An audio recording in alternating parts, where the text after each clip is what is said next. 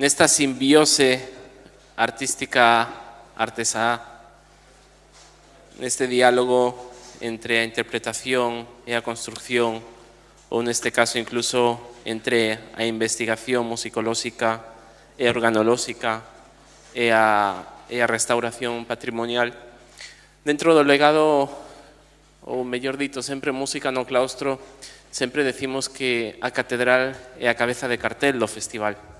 En este sentido, por extensión, tamén en resonancias, digamos que o legado deste conxunto catedralicio, pois de alguna forma, pois tamén forma parte dese cartel, non? Deses contidos. David Garrido, oboísta, profesor no Conservatorio de Música de Pontevedra, que amplía a súa inquedanza e coñecementos agora mesmo cun máster en música antiga no seu instrumento, no oboe, un máster na Escola de Porto, e de alguna forma puxo a súa atención e estudo no legado musical desta catedral, especialmente no seu instrumento, no oboe, tanto no repertorio do arquivo como nun dos exemplares que se conserva nun Stanesby, un deses exemplares de oboe barroco. En paralelo, eses camiños que se atopan no horizonte, pois Oli, con toda a súa inquedanza tamén polos instrumentos históricos, pois en paralelo está facendo unha investigación sobre algúns dos instrumentos tamén que se conservan neste templo, nesta sede catedralicia. Así que eses camiños non só se atoparon, sino que se xuntaron e deron proceso a un proxecto que o que hoxe van a compartir aquí.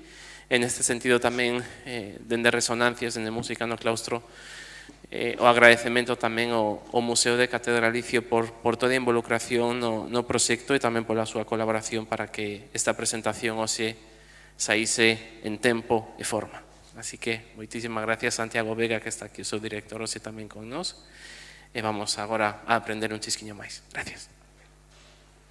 Ben, boa tarde. Ante todo, gracias por convidarnos a presentar as poucas cousas que coñecemos deste oboe, desta xoia que hai na catedral. Moitísimas gracias a Santi, a Santiago Vega, director do Museo Catedralicio. Tamén queremos agradecer a don Abelino Bouzón, que é o archiveiro, que foi o primeiro contacto que, por lo menos, que tiven eu ti tamén, para chegar ao oboe e a outros instrumentos que hai na catedral. E gracias a David, que se cruzou no meu camiño neste periplo. E sigo falando despois. A primeira noticia que teño de un instrumento da Catedral de Tui, en aquel tempo non se chamaba oboe, foi na Diputación de Lugo facendo un curso con Luciano Pérez no ano 96, que decía que tiña unha copia da chirimía da Catedral de Tui, ali no Museo de Instrumentos da Diputación de Lugo. Entón, eu vin aquel instrumento e non se me parecía para nada a idea que tiña eu dunha chirimía. Para min, os coñecementos que tiña, aquel era un oboe barroco. Era un instrumento feito en madeira de granadillo, ainda teñen ali exposto, e parece ser que eles fixeran unha restauración dese instrumento de Tui no ano 79, fai agora 43 anos. Bueno, pasou o tempo en falar deso, por circunstancias da vida coñecín a un rapaz aquí un cliente meu, facendo un traballo de investigación sobre a gaita de Barquín, Diego Alonso, de aquí de Tui, que estaba facendo un traballo de compilación de material sobre a gaita de Barquín no arquivo da catedral. E dixen, creo que hai un oboe na catedral, tes algún contacto para chegar aí? Bueno, por medio do arquiveiro, de don Abelino, sí, contactei, fixen unha visita e se me deu a posibilidade de ver este instrumento. Efectivamente, estaba catalogado como unha chirimía Stanesby Junior, pero, bueno, a mí non me casaba nin o cuño que viña que eu veía do constructor, e, ademais, o instrumento era, evidentemente, un oboe barroco, en 3 pezas, as chirimías son dunha peza sola, habitualmente, tiña 3 chaves, evidentemente era un instrumento barroco. Bueno, isto foi xa fai 2 anos e pico. Hubo varias visitas, varios contactos, despois conocín a Santi Vega, o director do museo, se me permitiu medir o instrumento e incluso se me encargou facer unha pequena restauración e intervención no instrumento. O instrumento desde o ano 79 non se volvera a tocar. Polo camiño conocín a David. Non foi por medio do oboe da catedral, sino el sabía que eu facía oboes, un amigo común que temos, Cándido Lorenzo, viñeron polo taller, e el está facendo un máster en un Porto de oboe barroco, e quería un oboe, dicir, por que non vamos ter un oboe feito aquí no país, porque temos que comprarlo fora? Entón, aí empezou a nosa andadura, desde fai ano e medio estamos en contacto, e xa saíron 6 oboes funcionais funcionando. De distintos períodos, oboes holandeses, bueno, de distintos períodos. Volvemos ao que nos interesa.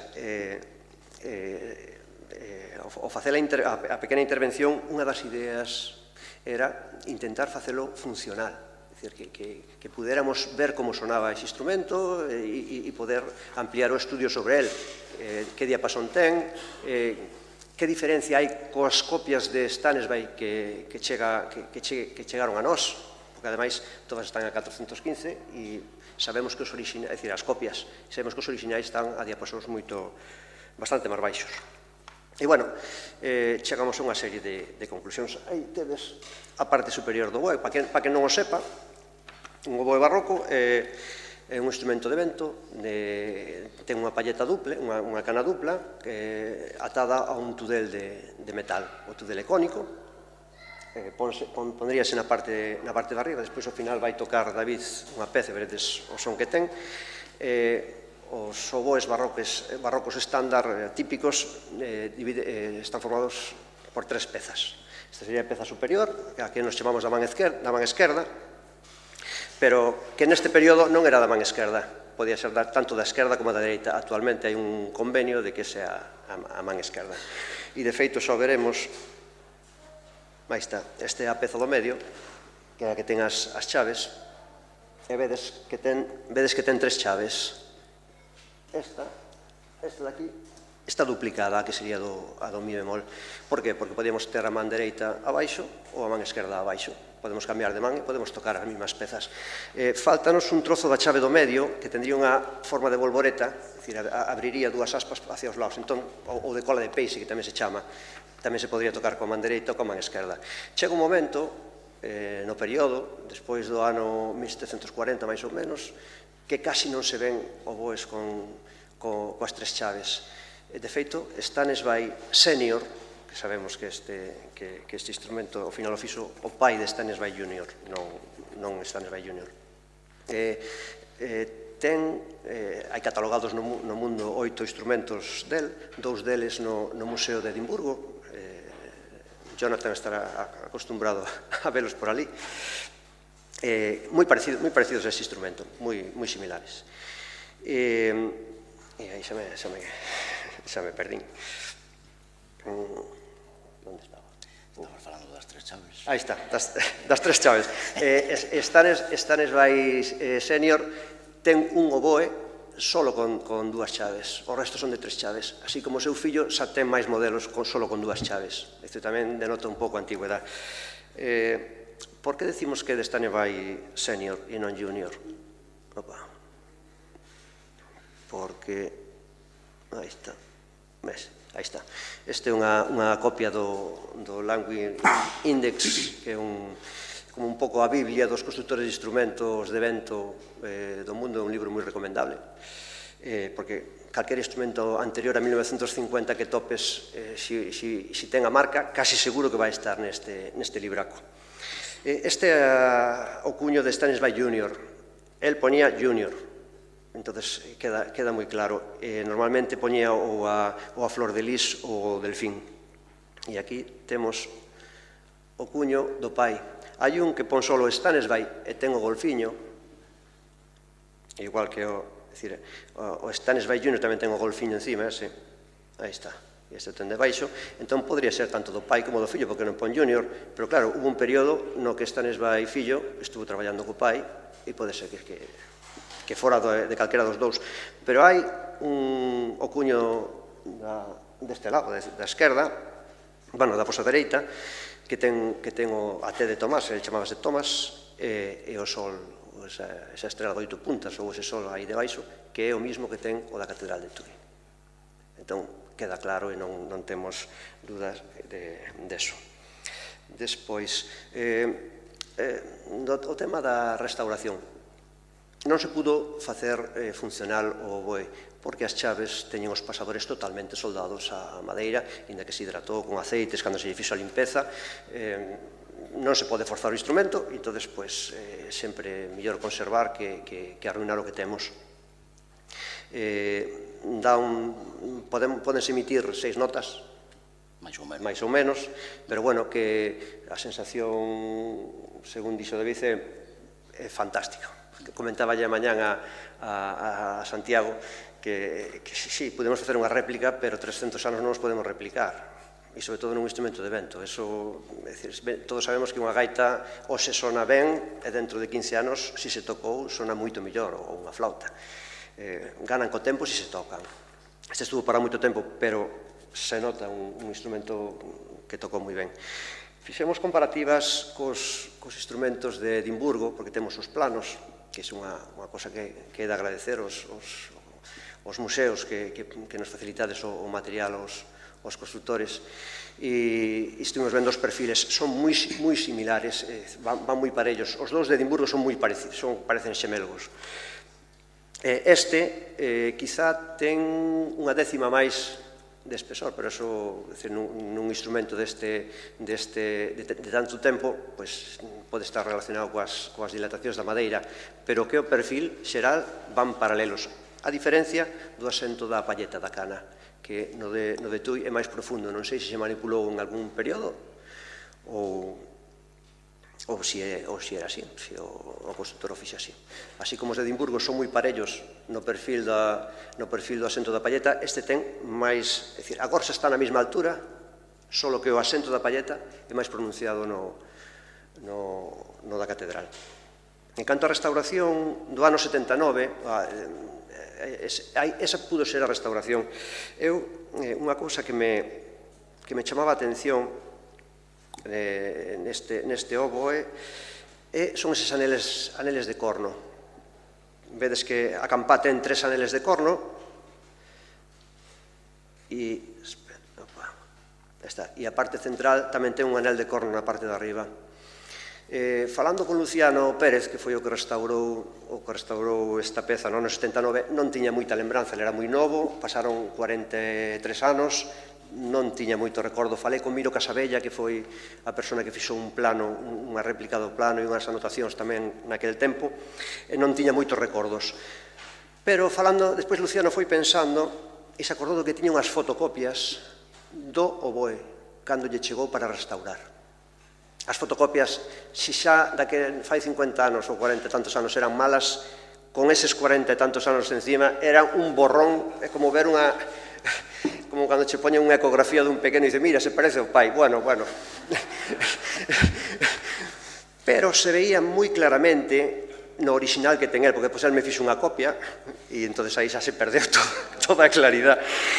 Pero no original que tiña el, se veía moi claramente que esta peza tiña ese anel de corno que ten arriba, estaba sacado e estaba posto ao revés cando lle chegou. Eso quere dicir que ese anel estaba antes da restauración. Non o puxo el. Ademais, despois, estudiando o material de cerca e cando se limpou, se ve que ese anel e ese anel superior da campa son do mesmo material, do mesmo corno. E, ademais, non teñe ningún tipo, bueno, o outro sí porque o pegou Luciano e fixo, pero este non ten ningún tipo de retorneado no borde, é dicir, casa exactamente coa trapeza, bueno, agora está un pouco dilatado e separado, pero se ve que non hai ningún tipo de pegamento, nin ningún tipo de retorneado ou lixado ou desgaste no borde. En cambio, os dous aneles que hai debaixo, que son dun corno diferente, teñen os bordes con un buxo retorneado e clariño. Eses dous aneles se puxeron a posteriori. Eu supoño que na restauración do 79, de feito, Luciano dixo, como puden eu facer isto? Co que sei yo, sí.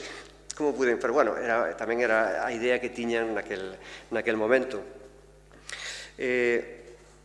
Hai algún exemplar dos exemplares que se conservan de Stanesby que teñen eses anéis, ademais o anei superior, onde vai o espigo, o superior da campá e o superior da parte central. Pero solen ser de marfil, Stanesby non se conservan de asta, de corno, pero hai outros constructores que sí que o facían de corno, entonces, bueno, ben podría ser, é un material que usaba na época, ben podría ser que foran orixinais, polo menos son anteriores á restauración do ano 79. Despois, esta campa está totalmente fendida en dous trozos totalmente. Eu creo que por eso se puxeron eses reforzos na parte de abaixo. En cambio, o corno está enteiro, debeuse despegar e por eso non se rompeu. E a parte central,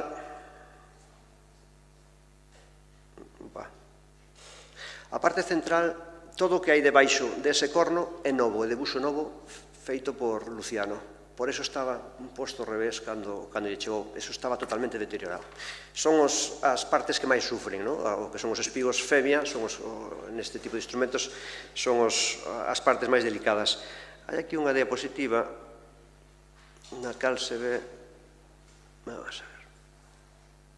Bueno, aí vese ben o cuño, co sol até encima Stanesby. É dicir, que non hai duda que é de Stanesby.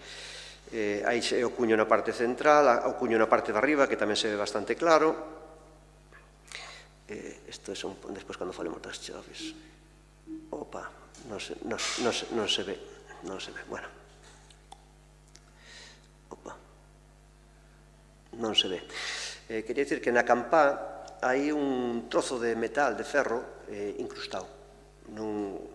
É que nestas diapositivas non se ve. É dicir, sería, a esta altura, pero pola parte de atrás, ten un trozo de ferro oxidado, incrustado, que non chega á parte de dentro. Non sabemos se é porque se remendou algún día con un aramio para compoñelo antes de ter esas anelas, ou se era un sistema de enganche, porque a veces en algunha chirimía ten unha pequena argola na que se prende unha cadeiña ou un cordeliño para poder amarralo ao pulgar e poder tocar. Non o sabemos.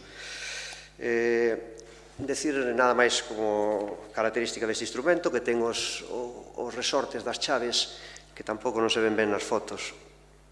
Os resortes das chaves están clavados na madeira. Mira, aquí se ve unha esquinilla, aí na chave de arriba hai un trociño de ferro que sale. O resorte, en vez de estar enganchado como nos instrumentos modernos, atornillado á chave, está clavado na madeira, e entón a chave desliza sobre ela. Era o típico no período. É pouco máis teño que dicir eu do oboe, que por moitos anos máis dura. Sí, medimos o diapasón. Exactamente. E está bueno, falas ti do diapasón. Bueno, antes de... xa sei que queda pouco tempo. Antes de nada, quería agradecer tanto a Samuel como a Bea, como a don Santiago e a don Abelino, pois todas as facilidades que nos deron para acceder tanto ao instrumento, como, bueno, no meu caso, ao arquivo tamén, que estou acabando o traballo que teño que facer para a tese. Bueno, o traballo vai versar, está, digamos, o protagonista central é este instrumento, pero, bueno, vai ser un traballo que vai falar un pouco sobre a utilización do oboe na catedral durante todo o século XVIII. E, bueno, falando do diapasón, Pois si, tuvemos en dúas visitas que pudemos facer aquí, unha que fixen con Oli, e que tamén lle debo agradecer a don Ricardo Pazo, que tamén me facilitou a cousa, o contacto con Avelino.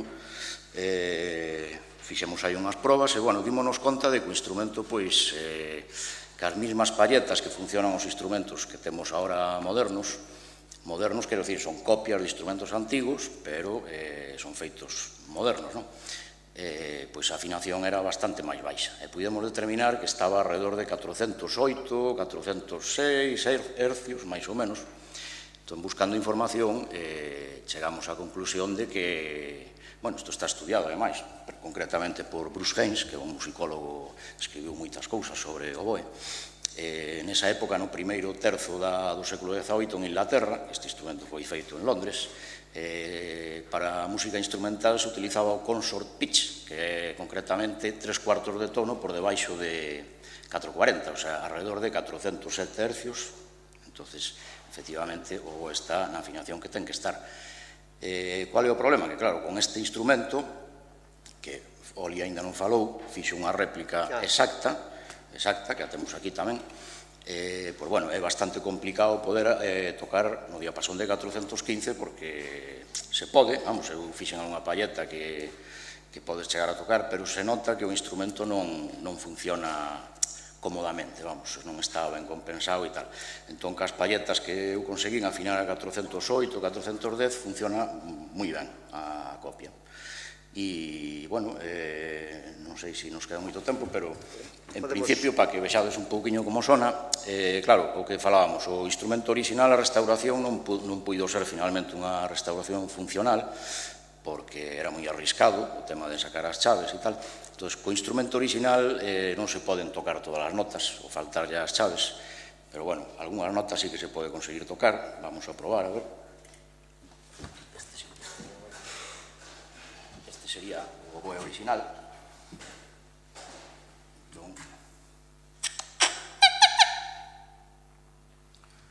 Vamos a probar, a ver. Tapo cheio. Vamos primeiro.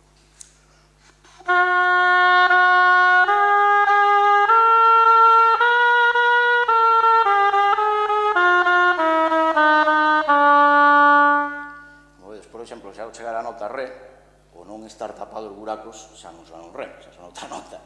E, despois, por exemplo, o re superior, o non ter aquí tamén tapado, non sona directamente, o sea, pita. Sale un armónico superior. Entón, claro, para poder tocar con él cómodamente, digamos que non se pode. É unha peza de museo que hai que ter aí guardada, respetada, e agora mesmo ten un lavado de carabón.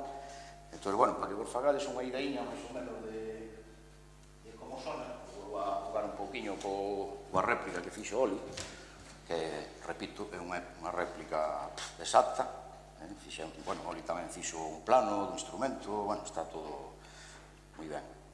Entón, vou intentar tocar un pouquiño de, por exemplo, dun concerto bastante coñecido, barroco, que é o concerto opus 9 número 2 de Tommaso Albinoni, é o típico concerto barroco para os oboístas modernos.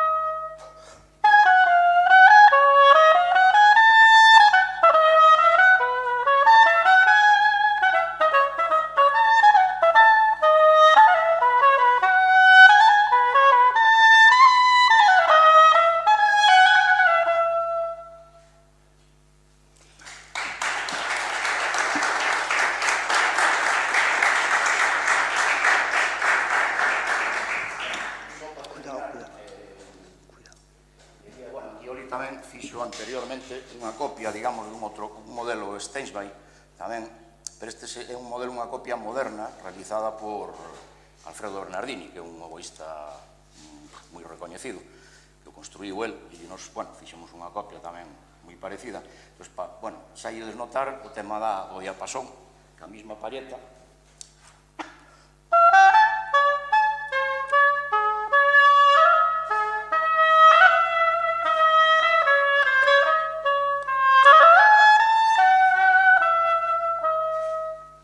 percibe que está aí un cuarto de tono máis alto que o... Bueno, en principio, nada máis, se queredes alguna pregunta. Non, dicir unha cousa. Cando fixemos a réplica, probando, resulta que a tranquilla do fa natural estaba moi opaca. É unha nota opaca, unha nota complicada en todos os instrumentos de vento, pero en este caso era opaca demais e fora de tono. Era moi raro. E démonos conta que efectivamente o outro boe, o boe original, ten as dúas ventás abertas das dúas chaves de abaixo.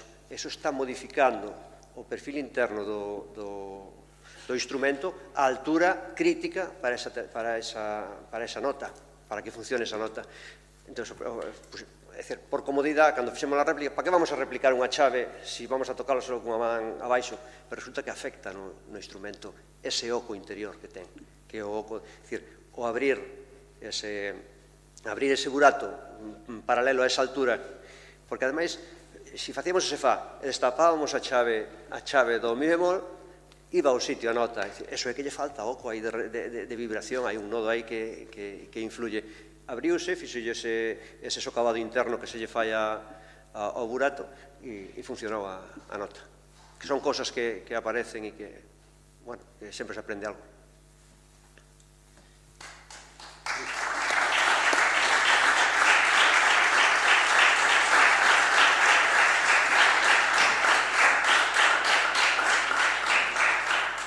Non sei se alguén ten algunha pregunta.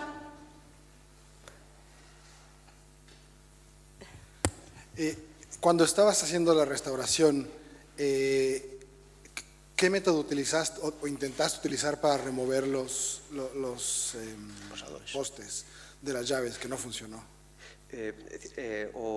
O estaba moi deshidratado, moi seco.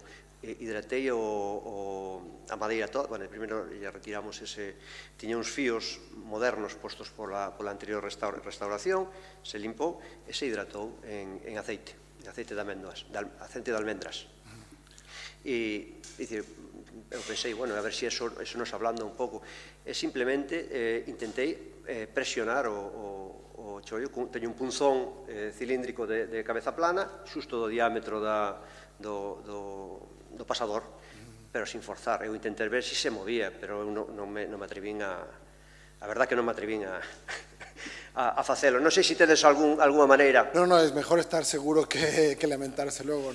É que se ve moi soldado, como si fuera casi el mismo material. Sí, viéndolo de lado se ve que tiene una oxidación como de sulfito verde, ¿no? Yo creo que ahí la aleación se está rompiendo y... Sí, e se expandió e está aí fijado, e entonces eu creo que non merece a pena arriesgar. Está agarrotado, integrado con la madera ya, eso no... Y en ese sentido, felicidades, porque a veces es más difícil saber cuándo parar que el rollo de querer restaurar un poco a fuerza, ¿no? Vamos a ver, esto non foi unha restauración, porque a restauración, é dicir, recomponelo, a recomposición do instrumento que estaba roto, eso foi no ano 79. Isto simplemente foi unha limpieza, tiña fungos, tiña como unha grasa, pero bueno, son moitos anos e iso é normal entón foi máis ben unha limpieza que unha restauración. A idea era poder tocarlo, ponerlle unha chave funcional e tocarlo, pero no, virgencita que me quede como estaba, decía, ¿no? Era mellor parar aí e se queremos ver como sonaba temos as réplicas. Eu quería engadir un pequeno dato que se nos pasou para que nos deamos conta realmente da importancia deste instrumento, non? Como xa dixo Oli anteriormente, oboes feitos por Thomas Stanley Senior consérvanse no mundo que estean catalogados 8, están a maioría no Reino Unido. Entre Edimburgo e Londres aí hai 6. Despois hai outro que está en Nova York e outro en Suiza. Pero é que despois na Península Ibérica desta época do século XVIII tan só se conservan 4 instrumentos, 4 oboes, un que está na Catedral de Salamanca, outro que está no Museo de Lisboa, estou falando da Península Ibérica, despois outro que é un instrumento que hai en Cataluña, no Museo do